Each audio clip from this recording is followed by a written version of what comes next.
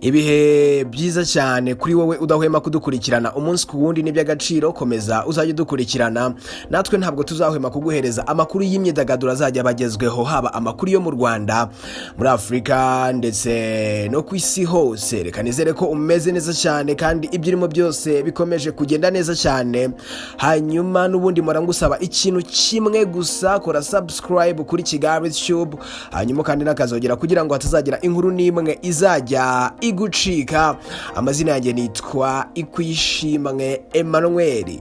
Ni kesi ya Prince Kid imaze ibyumweru 2 ndetse n'iminsi 2 kuva ku itariki ya 25 z'ukwezi kwa 4 2022 kugeza uyu munsi ku itariki 11 z'ukwezi kwa 5 2022, hashize iminsi igera kuri 17 Prince Kid atawe muri yombi. Mu minsi yashize nk'uko byatangajwe n'umuvugizi w'urwego rw'igihugu rw'ubugenzacyaha RIB Dr. Murangira Bitsieri, nuko dosiye ya Ishimwe Diodoni cyangwa se Prince Kid yari yamaze gushyikirizwa ubushinjacyaha. Ni case imaze kuba nini cyane kubera ko ntabwo ari Prince Kid watawe muri yombi n'urwego rw'igihugu rw'ubugenzacyaha RIB, kubera ko na Iradukunda Elsa ndetse na Uwitonze Nasira, uyu akaba ari noteri wasinye ku mabaruwa agiye atandukanye avuguruza ubuhamya bwari bwatanzwe n'abakobwa bagiye batandukanye bahohotewe muri Miss Rwanda, nawe yamaze gutabwa muri yombi ku munsi wo kuwa mbere. Ndetse na Miss Rwanda 2017 Iradukunda Elsa yamaze gutabwa muri yombi ku munsi wo ku cyumweru, nibwo yatawe muri yombi ashinjwa kubangamira iperereza ndetse n'inyandiko mpimbano. Abo bose bamaze gufungwa muri iyi case ya Prince Kid.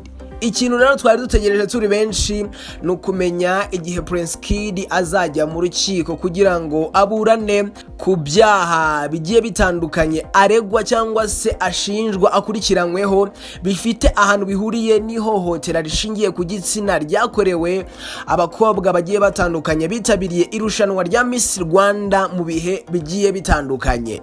Uyu munsi Prince Kid yitabye urukiko rw'ibanze rwa Kicukiro, aho yagiye kuburana ku byaha ashinjwa birimo gukoresha undi imibonano mpuzabitsina ku gahato, gusaba cyangwa gukoresha ishimisha mubiri rishingiye ku gitsina, no guhoza undi ku nkeke bifitanye isano n'imibonano mpuzabitsina. Ni byaha bitatu.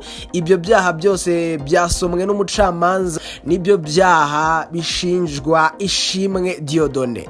Mbere gukomeza inkuru ngo nkubwire ibyavugiwe mu rukiko ndetse n'ibyo umucamanza yavuze, reka mbaze nkubwire iduka rya mbere ricuruza imyenda myiza cyane ndetse n'inkweto, ni iduka ryitwa Melox Store, rikorera online ahantu hose waba uherereye, waba uri mu Rwanda cyangwa hanze y'igihugu cy'u Rwanda, watugana ubundi tukaguhereza imyenda myiza cyane ndetse n'inkweto nziza cyane. Uramutse ushaka kutugana bantu muri hanze, mwebwe tubafitiye umwihariko. Iyo uguze inkweto n'ubundi tuhita tuguhuza na company yohereza ibintu hanze y'igihugu cy'u Rwanda ku buryo bikugeraho kandi udahenzwe, kubera ko niyo company dukorana nayo yohereza ibintu hanze y'igihugu cy'u Rwanda ifite discount idasanzwe.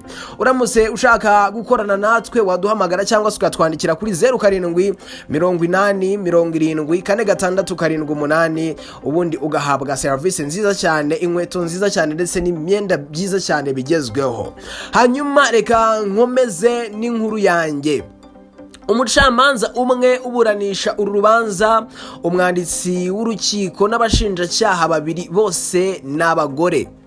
Mu cyumba cy'iburanisha harimo abantu bake cyane, benshi bari mu rukiko n'abanyamakuru. Umutekano wakajijwe ku buryo uwinjira mu rukiko wese abanza gusakwa. N'urubanza rwitabiriwe n'abarimo umubyeyi wa Miss Rwanda 2017 Iradukunda Elsa, nawe ufunzwe muri iyi dosiye akekwaho kubangamira iperereza. Umucamanza yabanje gusoma imyirondoro ya Ishimwe Diodone akurikizaho ibyaha aregwa. Yasomye ibyaha bitatu birimo gukoresha undi mibonano mpuzabitsina ku gahato, gusaba cyangwa gukoresha ishimisha mubiri rishingiye ku gitsina, no guhoza undi ku nkeke bifitanye isano n'imibonano mpuzabitsina. Ishimwe yemeje ko umwirondoro ari uwe ndetse ko afite umwunganira nubwo atagaragaraga mu rukiko. umucamanza yasabye umwe mu bagize umuryango wa Ishimwe Dieudonné kumuhamagara kugira ngo bimenyekane niba aza kunganira uregwa. Iburanisha ryabaye rihagaze gatoya kugira ngo umwavoka wa Ishimwe Dieudonné abanze agere mu rukiko. Ibyo ngibyo ni biri kubera ahantu Ishimwe Dieudonné ari kuburanishirizwa mu rukiko rw'ibanze rwa Kicukiro, akaba ariho ari kuburanishirizwa ndetse ari kuburana kwifungwa n'ifungurwa ry'agateganyo. Ese Ishimwe Dieudonné biri buze kugenda gute? Ese ari buze kurenganurwa? Ari kuburana ifungwa n'ifungurwa? Reka rero tutegereze tuze kumenya ibyo ari byo. Ntabwo ari aya makuru dufite gusa kubera ko Ishimwe Dieudonné na Rwanda Inspirational Backup ye ntabwo bakemerewe cyangwa se ntabwo bagifite isoko ryo gutegura irushanwa rya Miss Rwanda.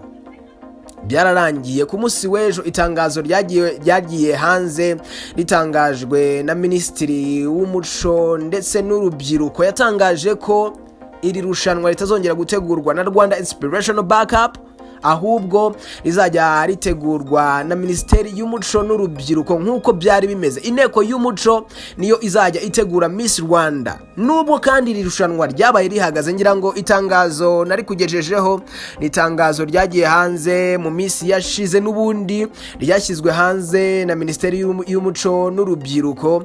Ni itangazo ryagiraga riti hashingiye ku iperereza ririmo gukorwa n'urwego rw'igihugu rushinzwe ubugenzacyaha RIB ku muyobozi wa Rwanda Inspirational Backup ukekwaho ibyaha bifitanye isano n'ihohoterwa rishingiye ku gitsina yakoreye abakobwa bitabiriye irushanwa rya Miss Rwanda mu bihe bitandukanye, Minisiteri y'Urubyiruko n'Umuco iramenyesha abanyarwanda ko iba ihagaritse iri rushanwa mu gihe iperereza ritararangira. Ibi ngibi byagiye hanze ku itariki 9 z'ukwa gatanu 2022 ndetse risinywaho na Mbabazi, Minisitiri w'Urubyiruko n'Umuco. Ni nawe watangaje ko iri rushanwa ryambuwe Rwanda Inspirational Backup yari imaze imyaka myinshi cyane itegura iri rushanwa, kubera ko yatangiye gutegura iri rushanwa mu mwaka wa 2013. Urumva hari hashize imyaka igera ku 9 yose. Rwanda Inspirational Backup yayoborwaga n'uyu nyine Ishimwe Dieudonné watangiye kuburanishwa uyu munsi mu rukiko rw'ibanze rwa Kicukiro. Rwanda Inspirational Backup ntabwo izongera gutegura Miss Rwanda. Ibi bintu bikomeje gukomera cyane, ntabwo tuzi ngo biri buze kugenda gute, gusa igihari nuko Prince Kid yatangiye kuburanishwa uyu munsi ndetse hategerejwe kumenya ibibuze kuva muri uru rubanza cyangwa se muri iri iburanishwa. Ibyaha ashinjwa ngira ngo wabyumvishe, nanagarutse ku bihano byabyo. Nibihano bisa naho bitoroshye habe na gatoya kubera ko ni imyaka myinshi, kandi ibyaha byose nibimuhama imyaka bazagenda bafata bongere bateranye hindi myaka, bongere bateranye hindi myaka. Niba ari ibyaha bitatu byose nibimuhama imyaka yabyo byose azayifungirwa. Bundi niko amategeko abivuga. Ni ibintu bitoroshye habe na gatoya. Hanyuma kandi ikindi wamenya nuko byatunguye abantu benshi ku munsi w'ejo, kubera ko mu bakobwa basinyishijwe ndetse bivugwa ko bashobora kuba barasinyishijwe na Iradukunda Elsa, kubera ko ari we wari ubiri inyuma byose, akaba ari nacyo afungiwe ndetse nacyo akurikiranyweho. Nkuko nabikubwiye, umubyeyi we nawe yitabiriye iri buranishwa rya Prince Kid cyangwa se Ishimwe Kagame Dieudonné. Bimwe mu byatunguye abantu ku munsi w'ejo nuko habonetse ibaruwa n'ubundi ya Ishimwe ya Miss Rwanda 2022 Nshuti Divine Muheto nawe ayasinye, ndetse hariho na nimero y'irangamuntu, ndetse avuga ko nawe nahohoterwa yigeze akorerwa muri Miss Rwanda, haba muri Miss Rwanda, nyuma ya Miss Rwanda, ndetse no mu irushanwa nahohoterwa yigeze akorerwa. Ndetse anavuga ko ibihembo ndetse n'umushahara yabihawe neza, nta kintu na kimwe atanze, nta na ruswa yatswe.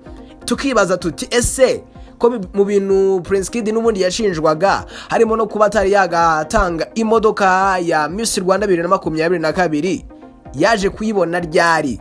Ese ni Inshuti Divine Muheto wasinye? Ni ibibazo byinshi byakomeje kwibazwa n'abantu benshi bagiye batandukanye. Ayo niyo makuru yarahari kugeza aka kanya. Ishimwe Dieudonné ari mu maboko y'urwego rw'igihugu rw'ubugenzacyaha RIB, ndetse uyu munsi yagiye kuburana imbere y'urukiko rw'ibanze rwa Kicukiro. ari kuburana kwifungwa ndetse n'ifungurwa ry'agateganyo. Ibyashinjwa nabikubwiye ndetse afite n'abamwunganira mu mategeko.